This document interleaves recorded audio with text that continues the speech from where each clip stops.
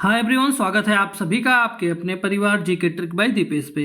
दोस्तों, पेट एग्जाम 2025 जिसको जिसको देना है उसको जो है संविधान तो करके ही आना होगा, क्योंकि यहाँ से 5 प्रश्न आपके सबसे आसान तरीके से आप ले सकते हैं। मैं आपके लिए क्या कर सकता हूँ, मैंने जो है 100 क्वेश्चन का टॉप मोस्ट 10 सेट तैयार किया हुआ है, जहां से संविधान के एक प्रश्न भी आपके एग्जाम में बाहर नहीं जाएंगे। दोस्तों, मैंने खुद कई सारे एग्जाम्स निकाले हैं। रिसेंटली अभी मेरा पुलिस का पेपर था जिसमें मेरे जो है 250 नंबर थे, जिसमें अकेले जो है 38 में से मेरे 32 क्वेश्चन जो है सही थे जीएस में। ठीक है, और आप देख सकते थे कि जीएस का लेवल क्या था इस समय। तो चलिए हम वीडियो को शुरू करते हैं और उम्मीद करते हैं कि आप वीडियो को पूरा देखेंगे। प्लीज़ कम सब्सक्राइबर देख करके चैनल को जज मत कीजिएगा। आप आराम से 10 क्वेश्चन देखिए, फिर डिसाइड कीजिएगा। पहला प्रश्न है, उपराष्ट्रपति का चुनाव कौन करता है? तो देखो साथियों, जो उपराष्ट्रपति का चुनाव होता है ये संसद के दोनों सदन करते हैं। इसमें क्या होता है, लोकसभा और राज्यसभा के जितने भी सदस्य होते हैं जो कि निर्वाचित और मनोनीत, ये दोनों मिल करके करते हैं आर्टिकल 66 के अनुसार। लेकिन अगर यही राष्ट्रपति का जब चुनाव होता है तो लोकसभा और राज्यसभा के सभी निर्वाचित और मनोनीत सदस्य तो रहते ही हैं, साथ में राज्य विधानसभाएं भी शामिल हो जाती हैं। ठीक है, अगला है, राष्ट्रपति का चुनाव जो है किस निर्वाचन मंडल के द्वारा होता है? तो साथियों, जो राष्ट्रपति का चुनाव होता है वो निर्वाचित सांसद व निर्वाचित विधायक के द्वारा होता है। इसको कैसे किया जाता है देखिएगा आप। दोस्तों, इसमें होता क्या है, राष्ट्रपति के चुनाव में जो होता है ना, लोकसभा और राज्यसभा के निर्वाचित सदस्य और उसके बाद जो राज्य और केंद्र शासित प्रदेश होते हैं, केंद्र शासित प्रदेश में दिल्ली और पुदुचेरी के जो विधानसभाओं के निर्वाचित सदस्य हैं वो भी भाग लेते हैं। और राष्ट्रपति का जो निर्वाचन होता है आर्टिकल 54 के अनुसार होता है। दोस्तों, अगर आपको लग रहा हो कि वीडियो में क्वेश्चन की क्वालिटी अच्छी है और आपको कुछ इससे वैल्यू मिलेगा तो प्लीज़ आप चैनल को सब्सक्राइब कर दीजिएगा और इस वीडियो को आप लाइक कर दीजिएगा। अगला है, उपराष्ट्रपति का पदेन पद क्या होता है? तो जो उपराष्ट्रपति का पदेन पद होता है ये क्या होते हैं, राज्यसभा के पदेन सभापति होते हैं। अभी जगदीप धनखड़ थे, उन्होंने इस्तीफा दे दिया है। अब 9 सितंबर तक जो है वो खाली है, 9 सितंबर को चुनाव होगा। तो उपराष्ट्रपति का पदेन पद क्या होता है, राज्यसभा के सभापति होते हैं और आर्टिकल 64 में इसके बारे में जिक्र किया गया है। अगला है आपका, संविधान जो है वो कब अपनाया गया था और कब लागू किया गया था?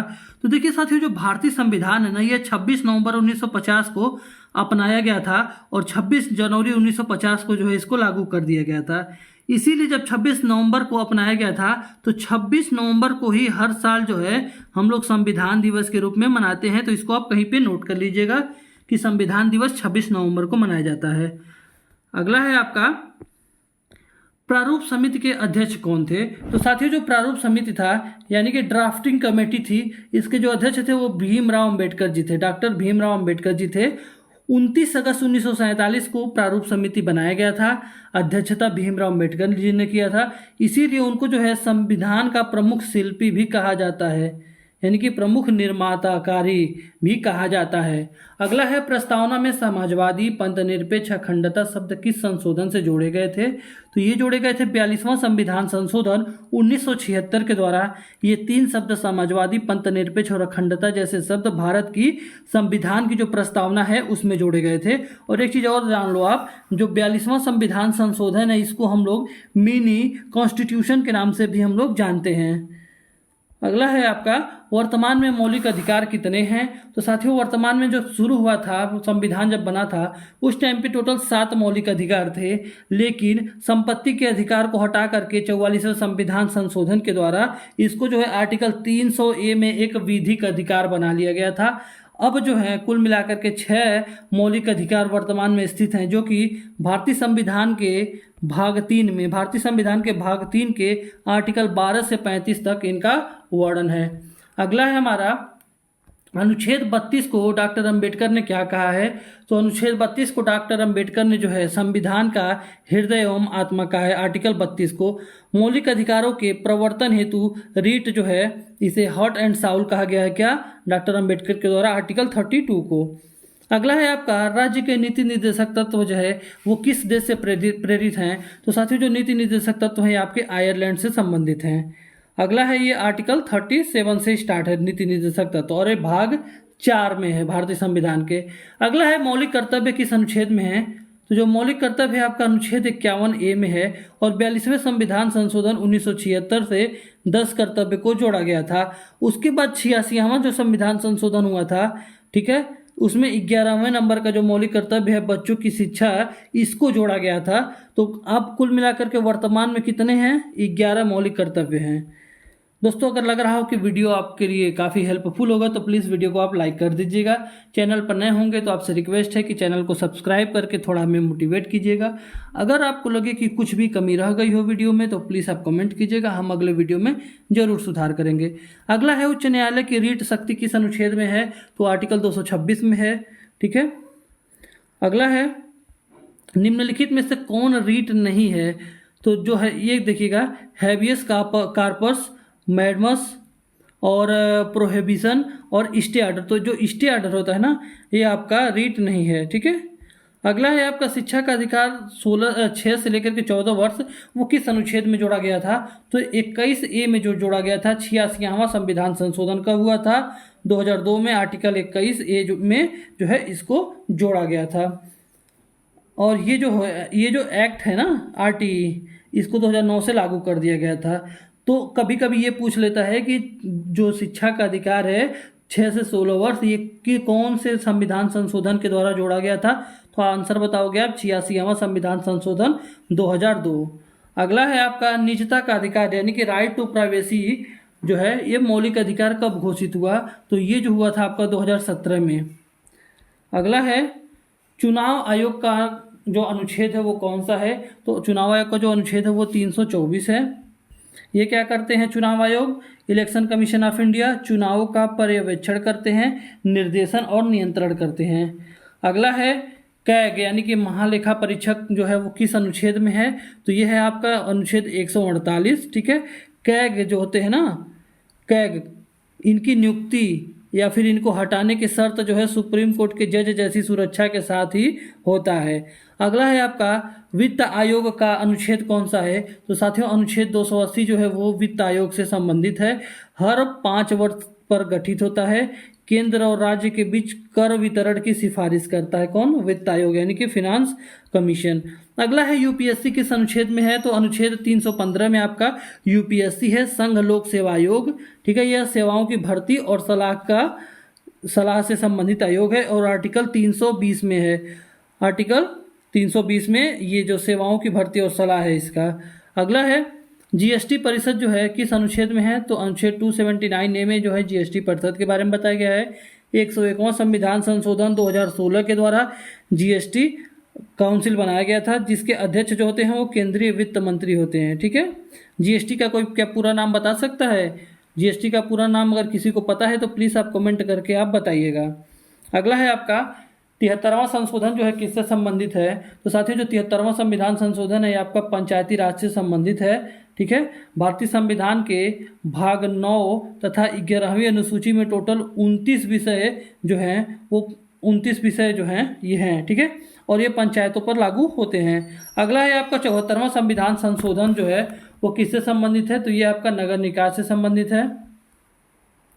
अगला है 10वीं अनुसूची जो है वो किससे संबंधित है?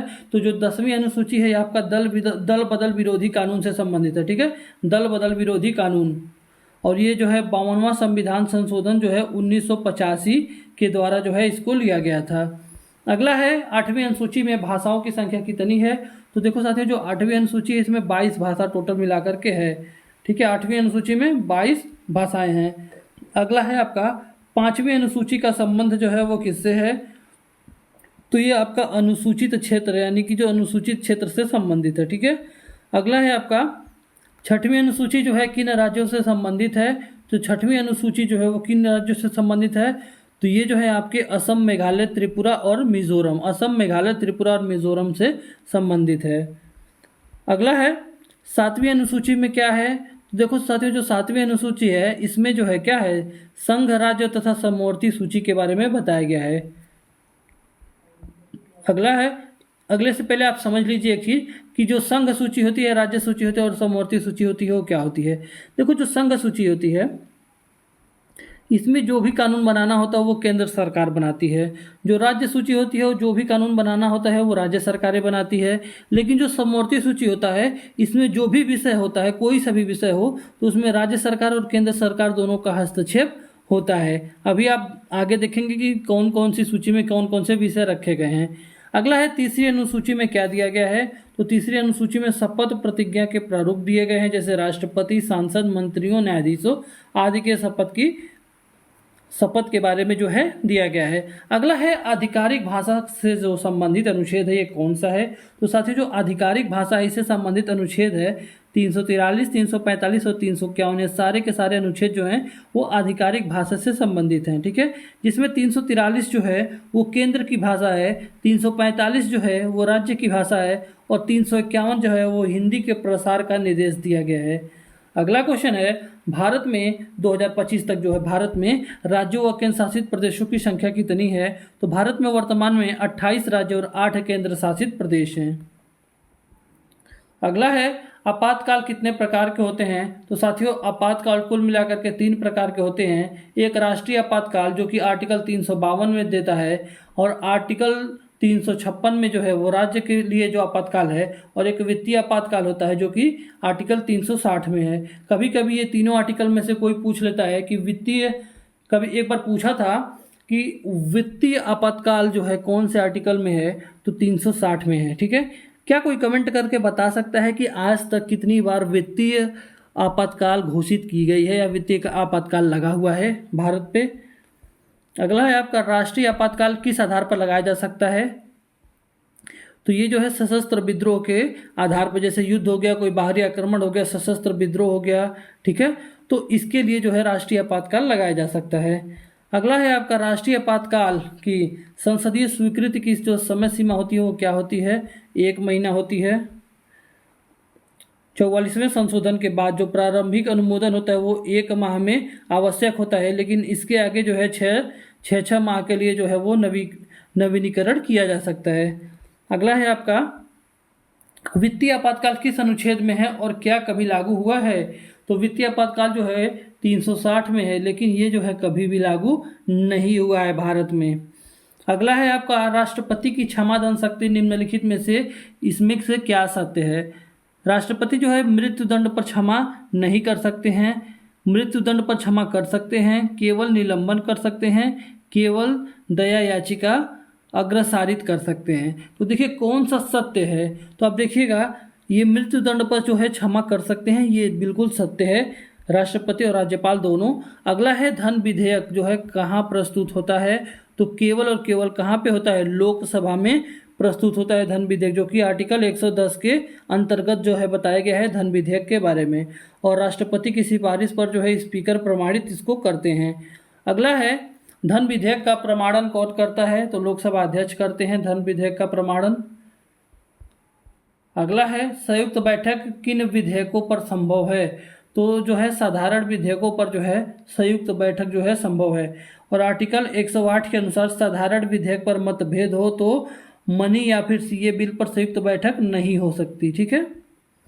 अगला है आपका वार्षिक वित्तीय विवरण को क्या कहते हैं। तो वार्षिक जो वित्तीय विवरण होता है उसको हम लोग बजट कहते हैं, आर्टिकल 112।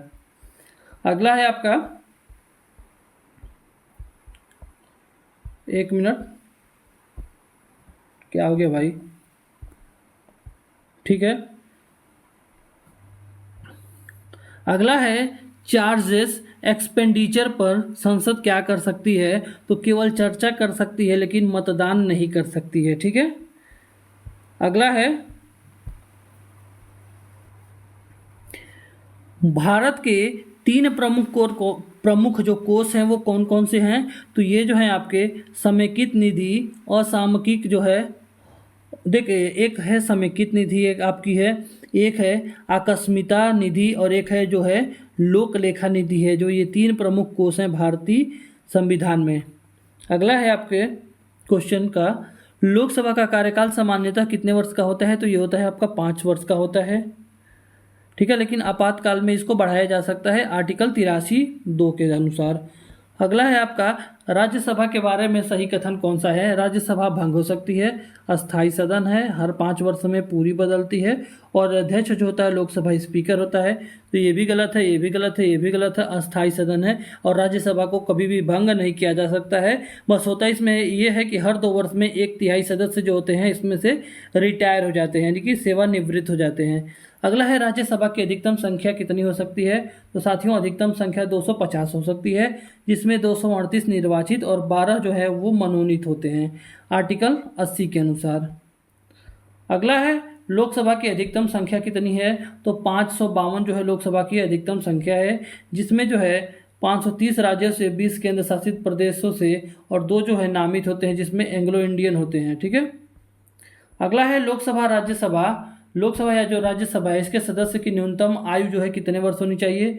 तो लोकसभा के लिए आपका 25 वर्ष और राज्यसभा के लिए आपका 30 वर्ष आर्टिकल 84 में दिया हुआ है इसके बारे में।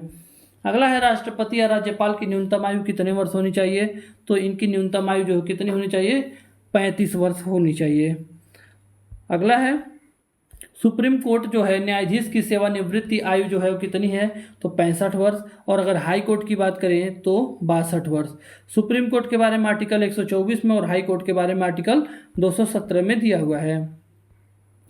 अगला है सुप्रीम कोर्ट या हाई कोर्ट के जो न्यायाधीश हैं उनको हटाने का जो अधिकार होता है, आधार होता है, वो क्या होता है।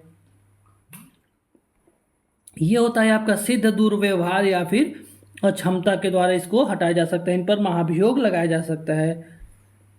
अगला प्रश्न है अनुच्छेद 131 जो है वो किससे संबंधित है। तो ये जो है आपका मूल अधिकार क्षेत्र जिसमें केंद्र और राज्य का विवाद है उससे संबंधित है। अगला प्रश्न है आपका अनुच्छेद 143 का संबंध किससे है। तो ये आपका राष्ट्रपति, ठीक है, ये राष्ट्रपति के रेफरेंस यानी कि परमार्थ, इसका जो है राष्ट्रपति का रेफरेंस यानी कि परामर्शाधिकार से संबंधित है।